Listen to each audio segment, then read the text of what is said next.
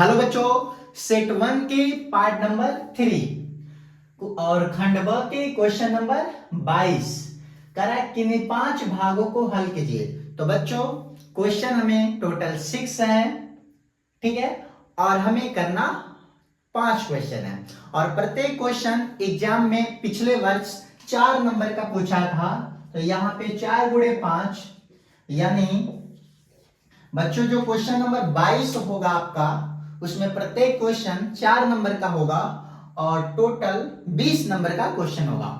तो इस पे आप बहुत ही ध्यान दीजिएगा और अपने मित्रों को भी शेयर कीजिएगा, जिससे आप सभी का बहुत अच्छे से फायदा हो जाएगा। तो बच्चों हम यहाँ पे एक एक क्वेश्चन को सॉल्व करेंगे, आप लोग ध्यान पूर्वक देखिएगा और साथ में सॉल्व करते चलिएगा, ठीक है बच्चों।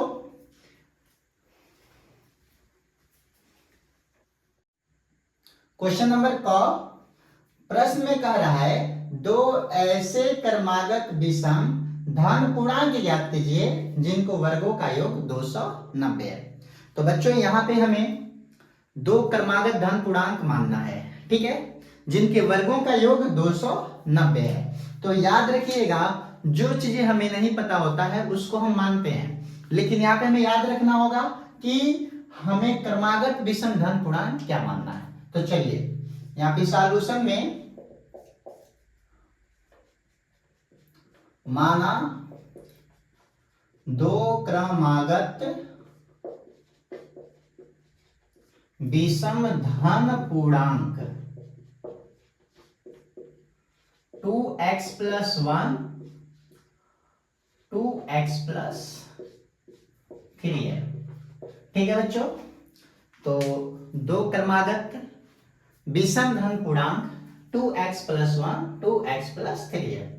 यहां पे हम x का जो भी मान निकालेंगे रखेंगे तो विषम पूर्णांक ही आएगा, ठीक है ना बच्चों। अब प्रश्न में कह रहा है वर्गों का योग 290 है, तो इनके वर्गों का जो योग है 290 है। तो यहां पे लिख देंगे प्रश्नानुसार, प्रश्न में जो कह रहा है, तो देखिए 2x + 1 है तो इसको लिख सकते हैं हम लोग 2x + 1 का होल स्क्वायर, फिर यहाँ पे 2x + 3 का होल स्क्वायर और इनका योगफल, बच्चों योगफल यानी प्लस कितने के बराबर है 290 के बराबर, ठीक है ना। और अब इन्हीं को हम सॉल्व करेंगे, x का मान निकालेंगे, जो आंसर आएगा वो यहाँ पे भर देंगे तो हमें क्रमागत विषम धन पूर्णांक निकल जाएगा बच्चों। चलिए इसको a मान लें, इसको b, a + b का होल स्क्वायर बनेगा। देखिए a + b का whole square a² + b² + 2ab, यही होता है बच्चों। तो यहां पे लिख लेंगे a² + b² + 2a, एक जगह पे 2x, b की जगह पे 1, ठीक है बच्चों। फिर यहाँ पे प्लस है तो प्लस, फिर इसको भी a मान लें, इसको b भी, तो a² + b² + 2a × b बराबर 290, ठीक है बच्चों। बहुत ही सिंपल क्वेश्चन है, ठीक है ना। चलिए 2x का स्क्वायर 4x², 1 है तो 1, अब 2 का 2 में मल्टीप्लाई होगा 4x, फिर यहाँ पे 2 का 4x², फिर यहाँ पे 3 का 9 हो जाएगा और इन तीनों का मल्टीप्लाई करेंगे 12x और यहाँ पे 290, ठीक है ना बच्चों। चलिए अब यहाँ पे हम 4x ऐड करेंगे तो 8x², फिर यहाँ पे 4x और यहाँ पे 12x, तो 16x² हो जाएगा, 1 और 9 10, यहाँ पे 10 हो जाएगा, ठीक है बच्चों।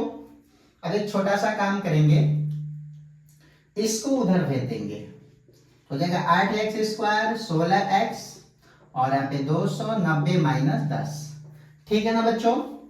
फिर यहाँ पे 8x² 16x प्लस घटा देंगे तो हो जाएगा 280, ठीक है बच्चों।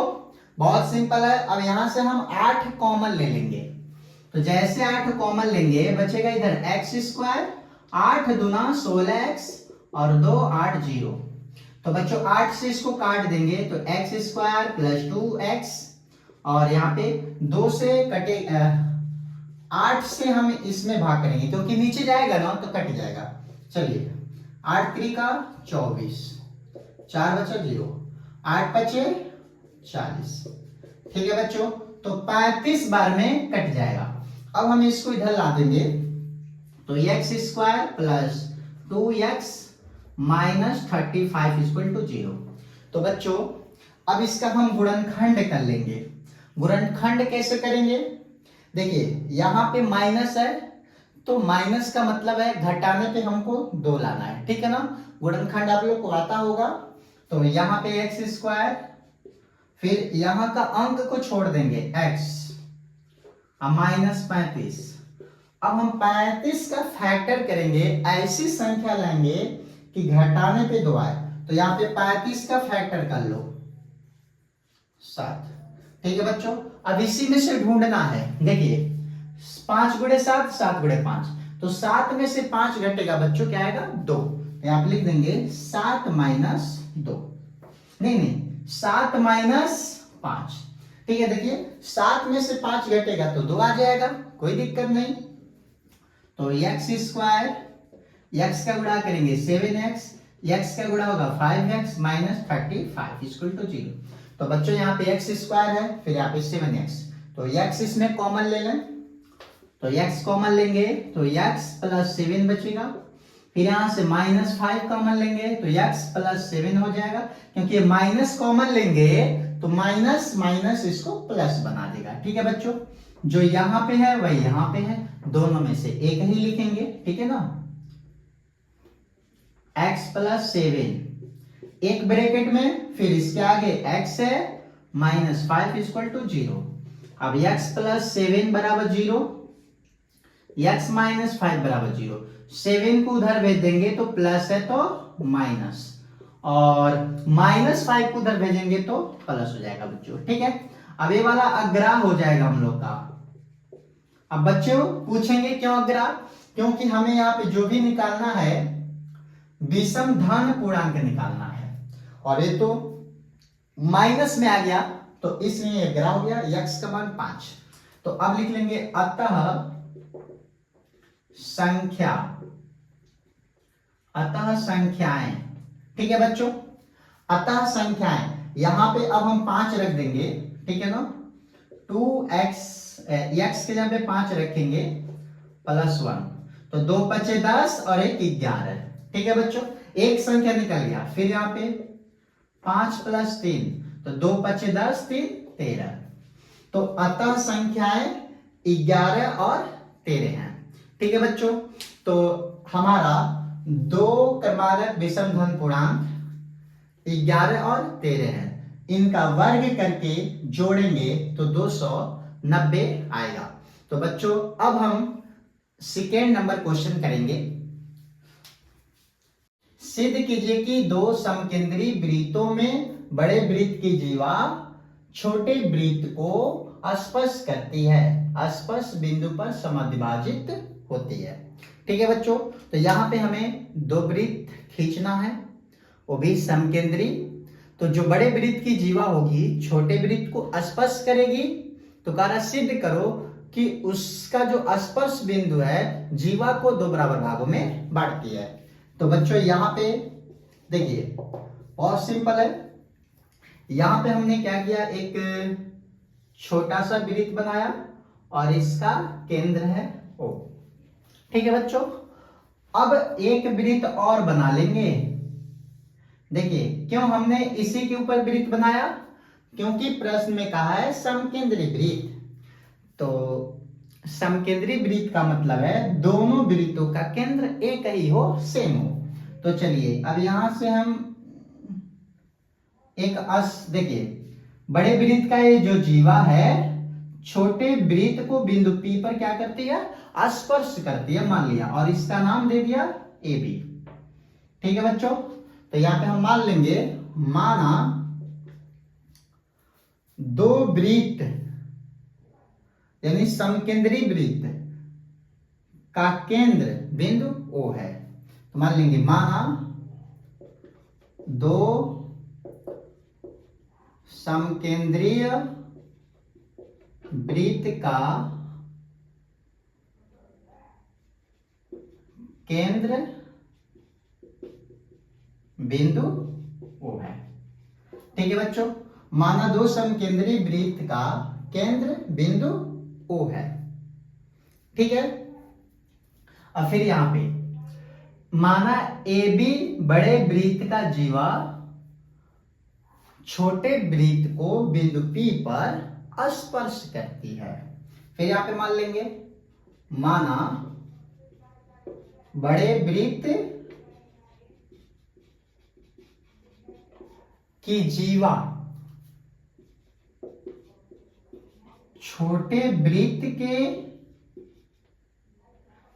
वृत्त को बिंदु P पर,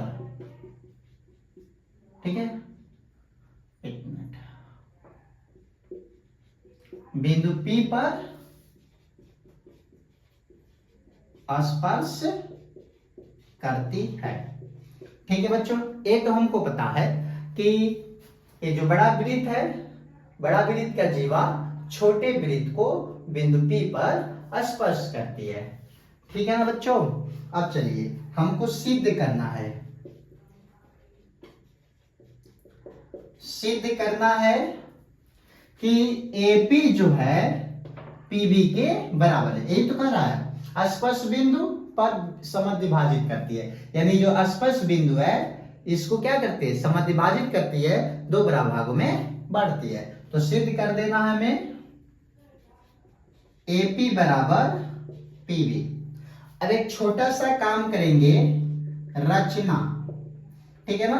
रचना में हम बिंदु O जो है P से मिला दिया, रचना में बिंदु O को P से मिलाया, बिंदु O को P से मिलाया। ठीक है बच्चों, बिंदु O को P से मिलाया तो OP बन जाएगा। क्या बन जाएगा, OP। और हम जानते हैं, अब यहां पे लिखेंगे उपपत्ति। देखिए सॉल्यूशन नहीं करना है, थोड़ा याद करने वाला क्वेश्चन है, ठीक है ना, लेकिन कठिन भी नहीं है। तो उपपत्ति में हम क्या जानते हैं, हम जानते हैं कि वृत्त के केंद्र से स्पर्श रेखा पर डाला गया लंब जीवा को समद्विभाजित करती है, या वृत्त पर लंब होती है, ये भी होता है। तो हम लिखेंगे हम जानते हैं कि वृत्त के केंद्र से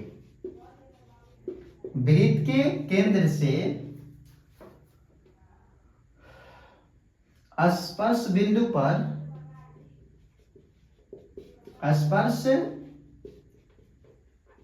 बिंदु पर खींचा गया रेखा लंब होती है। ठीक है बच्चों, वृत्त के केंद्र से स्पर्श बिंदु पर खींचा गया रेखा लंब होती है, अर्थात OP लंब AB। ठीक है बच्चों, OP जो है AB पे लंब है। अब जब ये लंब है, यानी वृत्त के केंद्र से जीवा पर खींचा गया लंब जीवा को समद्विभाजित करता है, तो लिखेंगे और हम यह भी जानते हैं कि वृत्त के केंद्र से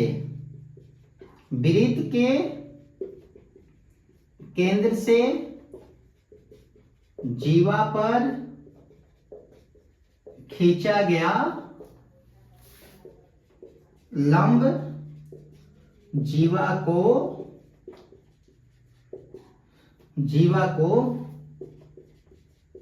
समद्विभाजित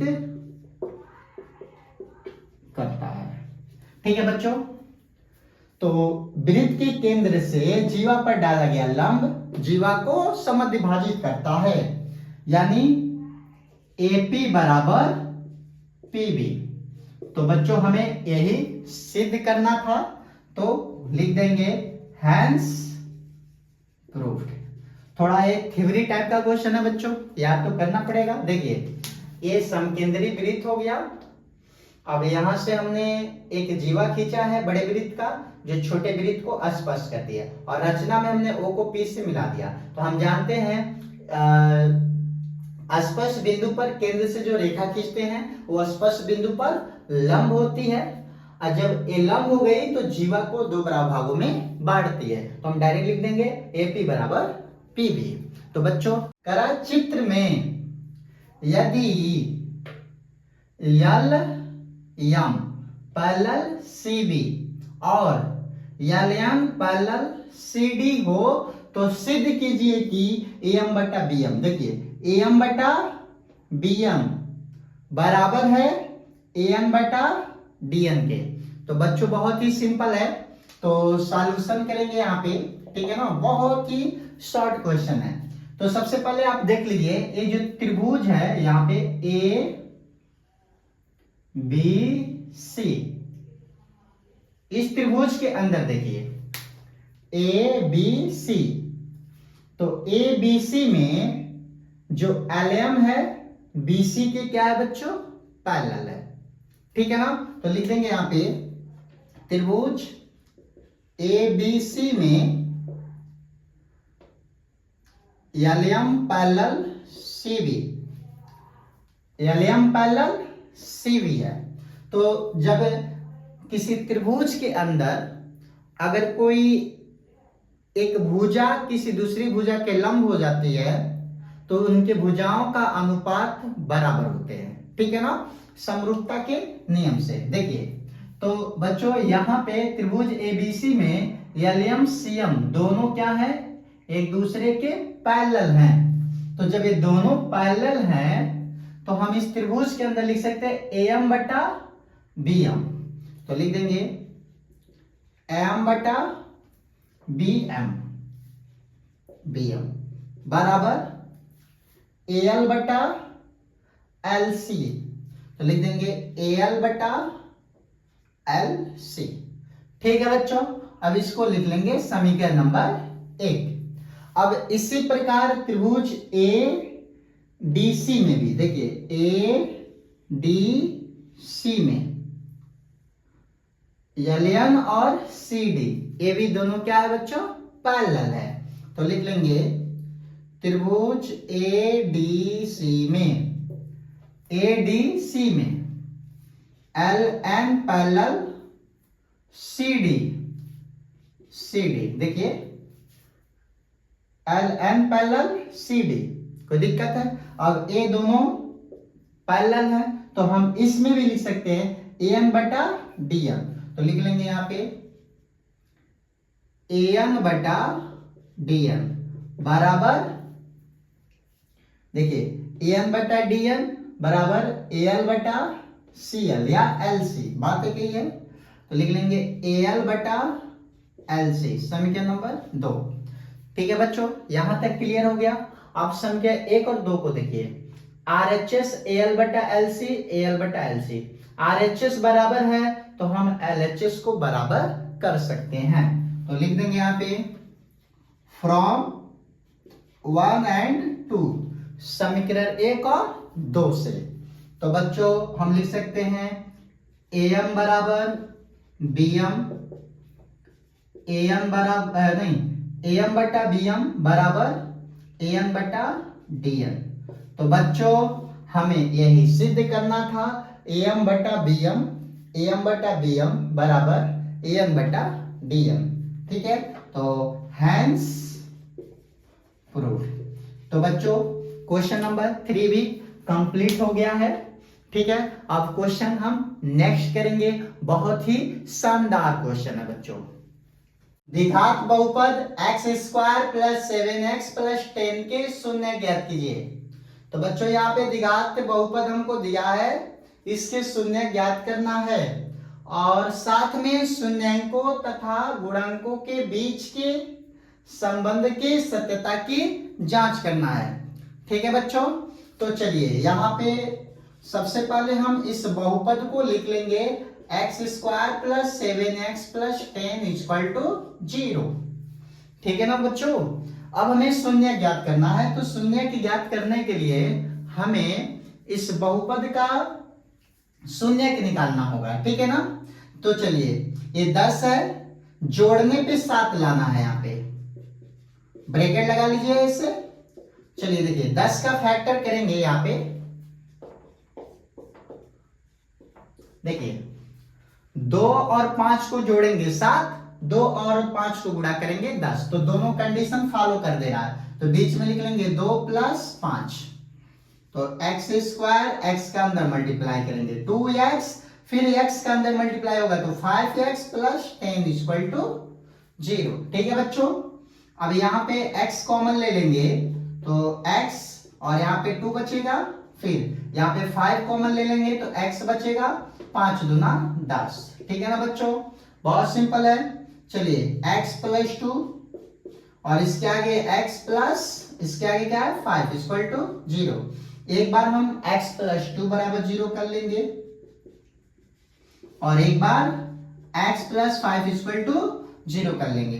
प्लस 2 को उस साइड में भेजेंगे ना बच्चों तो -2 आएगा, और प्लस 5 को उधर भेजेंगे तो -5 हो जाएगा।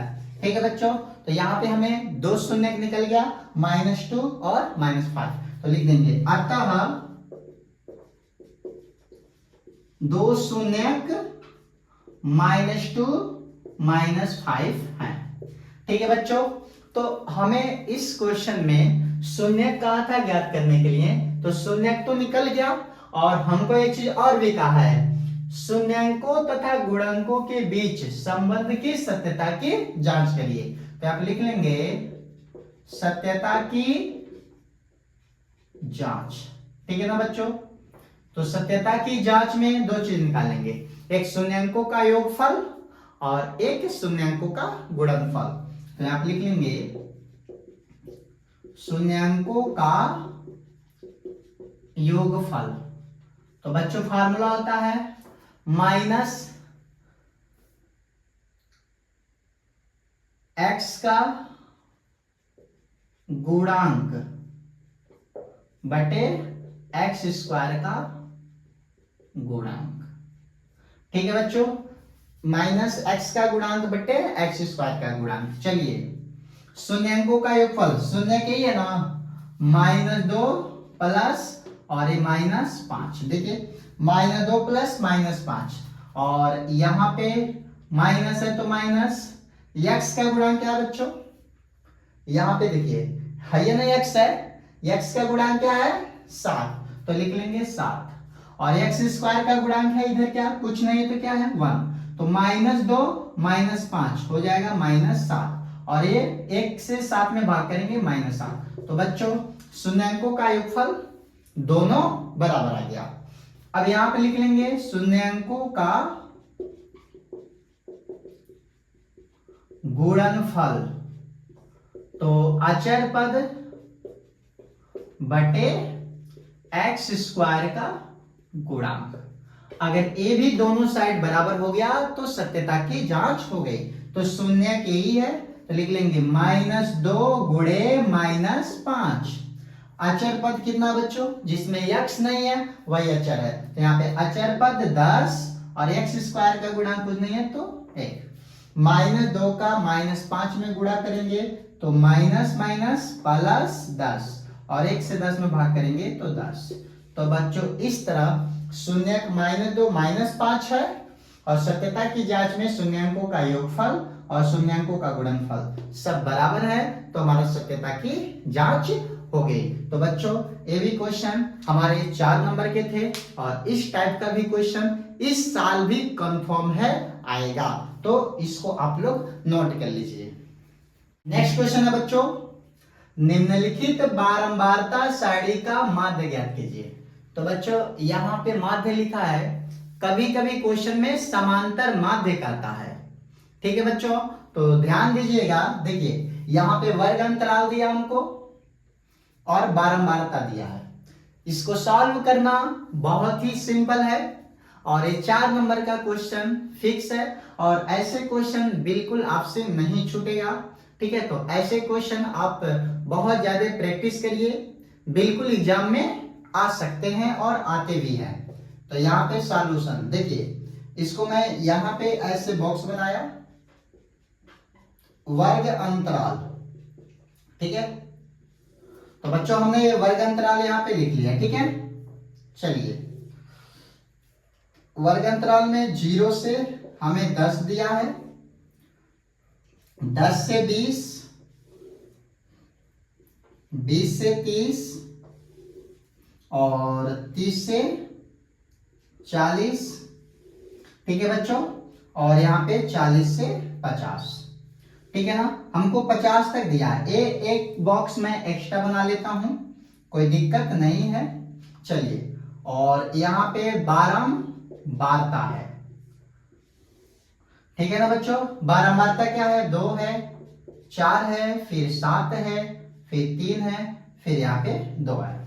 तो 12 बारता को हम लोग लिखते हैं FI। तो बच्चों इसको सॉल्व करने के लिए जो फार्मूला बनता है यहाँ पे समांतर माध्यिका यानी माध्यिका, सिग्मा FI XI बटे सिग्मा FI।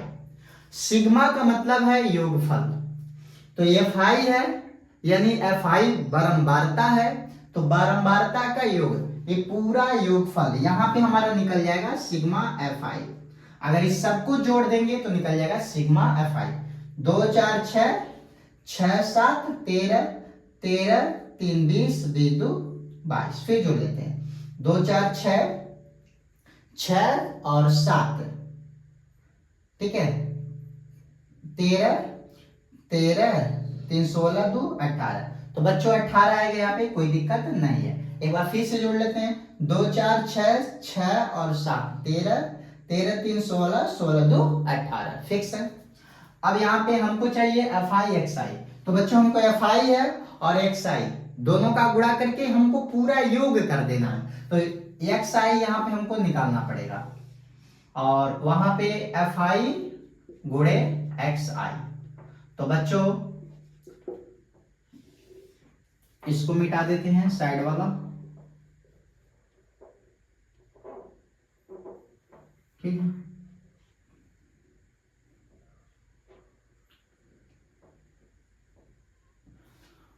ठीक है बच्चों, तो FI XI आराम से निकल जाएगा। तो सबसे पहले हमको XI निकालना पड़ेगा। XI जो है मध्य बिंदु होती है, मध्य बिंदु इस वर्गांतराल से निकलेगा। ये दोनों जो सीमा है, निम्न सीमा उच्च सीमा, इन दोनों को जोड़कर आधा करते हैं। तो 0 10 को जोड़ेंगे 10 और 10 का आधा 5, 10 और 20 को जोड़ेंगे 30, 30 का आधा बच्चों 15। अब यहाँ पे 20 30 50, 50 का आधा 25, 30 40 70 का आधा 35, 40 50 90, 90 का आधा 45। हो गया बच्चों। अब चलिए गुणा करते हैं, 2 5 10, 4 का गुणा 15 में करेंगे, 15 चौको 60, 7 का गुणा 75 में करेंगे तो 100 नहीं 25 में करेंगे तो 175, और 3 का गुणा 35 में करेंगे तो 3 5 15 और 3 3 9 1 10, 105। 2 का गुणा 45 में करेंगे तो 45 दूना 90। तो बच्चों देखिए मध्य बिंदु निकाला और इन दोनों का गुणा कर देंगे, क्योंकि FI गुणा XI है, FI और XI दोनों का गुणा कर देंगे तो निकल जाएगा। ठीक है, अब सबको जोड़ेंगे ना इनको, तो निकलेगा सिग्मा FI XI। ठीक है बच्चों, जोड़ देते हैं, 0 0 5 5 10, 10 को 0, हासिल बच्चा 1, 1 7 6 7, 7 7 14, 14 और 9, 14 9 जोड़ेंगे बच्चों तो 23, और 23 हासिल एक हमने लिया था, एक 24, 24 को 4। तो बच्चों 1 1 2 2 2 4। ठीक है बच्चों, तो 440 आ गया। एक बार फिर से हम जोड़ के देख लेते हैं, यहाँ पे कोई दिक्कत नहीं है। 5 5 10 को 0, 9 7, ठीक है, 9 7 16, 16 6 22, 1 23, हासिल 1 24 को 4। एक एक दो दो दो चार, तो सिग्मा एफ आई एक्स आई का मान निकल गया। अब ये दोनों मान इस फार्मूला में रख देंगे तो हमारा माध्य निकल जाएगा। तो लिखेंगे बच्चों एक्स बार बराबर सिग्मा एफ आई एक्स आई का मान 440 पूरे के बटा 18। ठीक है बच्चों, तो सिग्मा एक्स आई 2 से काटेंगे तो 220, 2 से इसको काटेंगे तो 9। ठीक है बच्चों, अब 9 से इसमें भाग कर दें एक बार, चलिए भाग कर देते हैं। 9 दूना 18, तो यहां बचेगा 4, 0 उतार देंगे, 9 चौका 36। ठीक है बच्चों, फिर बचेगा 4, फिर 0। ठीक है, दशमलव बढ़ा लेंगे 0, फिर 9 चौका 36, 4। तो बच्चों इसे कटेगा तो 24.4। ये 4 4 आता रहेगा, इसलिए हमने यहाँ पे 24.4 को क्या करेंगे, यहीं पे छोड़ देंगे। तो इस क्वेश्चन का जो आंसर है समांतर माध्य जो निकला, माध्य निकला 24.4 आया। तो हम इसको माध्य भी बोल सकते हैं, समांतर माध्य भी बोल सकते हैं। और इस टाइप का क्वेश्चन आपको 4 नंबर का बोर्ड में जरूर पूछेगा, तो इसको आप कम से कम 4 से 5 बार प्रैक्टिस जरूर कर लीजिएगा। नेक्स्ट क्वेश्चन है बच्चों, और एक क्वेश्चन प्रायिकता से पूछा गया है, बहुत ही बेहतरीन क्वेश्चन है। प्रश्न में करा एक थैले में 5 लाल गेंदे और कुछ नीली गेंदे हैं। ठीक है बच्चों, हमारे पास एक थैला है, उसमें 5 लाल गेंदे हैं और कुछ नीली गेंदे। नीली गेंदों की संख्या हमें नहीं पता है, तो हम उसको x मान लेंगे। ठीक है ना बच्चों, तो कह रहा है यदि इस थैले में से नीली गेंद निकालने की प्रायिकता लाल गेंद निकालने की प्रायिकता की दोगुनी है। तो बच्चों जब हम थैले में हाथ डाल रहे हैं, उसमें से जब नीली गेंद निकालेंगे, तो जो नीली गेंद निकालने की प्रायिकता है लाल गेंद निकालने की प्रायिकता की दोगुनी है, दोगुनी है। ठीक है ना, तो चलिए क्वेश्चन करते हैं। तो यहां पे करा नीली गेंदों की संख्या ज्ञात कीजिए। तो बच्चों हमें नीली गेंद की संख्या नहीं पता है, तो हम नीली गेंद की संख्या को मान लेंगे x। तो यहां पे मान लेंगे माना नीली गेंदों की संख्या x। ठीक है बच्चों, नीली गेंदों की संख्या क्या है, x। चलिए अब यहां पे मैं एक थैला बना लेता हूं।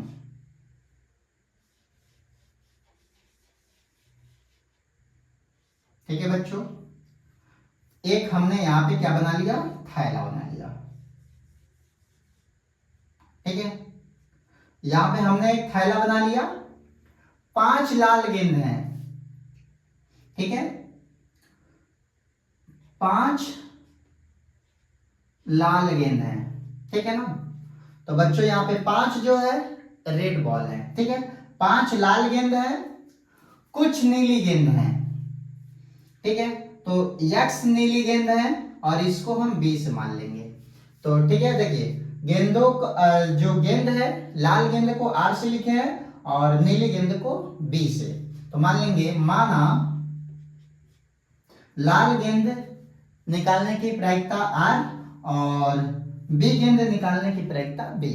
ठीक है ना, तो माना लाल गेंद की प्रायिकता r और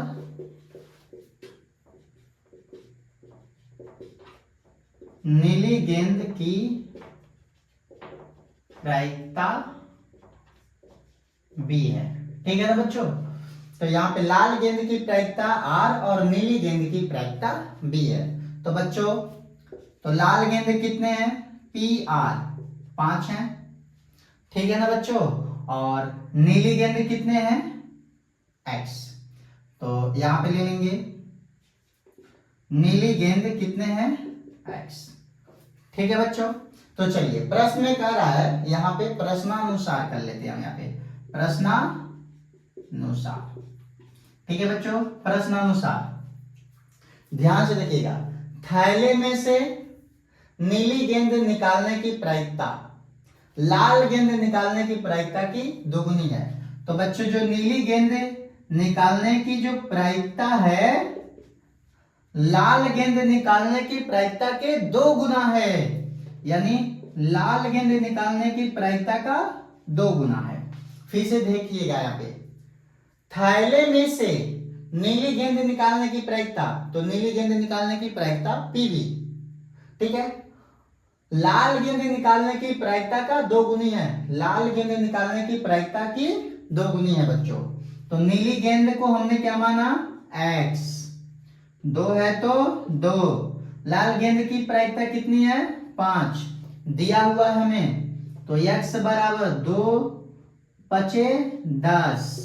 तो बच्चों नीली गेंद की संख्या जो है 10 है, ठीक है। तो लिख लेंगे अतः नीली गेंदों की संख्या 10। तो बच्चों थैले में नीली गेंद की संख्या टोटल 10 है बच्चों। तो अब एक क्वेश्चन कंप्लीट हुआ। अब पार्ट नंबर 4 लेकर आएंगे, तो आप हमारे चैनल को सब्सक्राइब कर लीजिए, जिससे पार्ट 4 आपके पास आसानी से पहुंच जाएगी। ओके बच्चों, बाय, अपना ख्याल रखिएगा।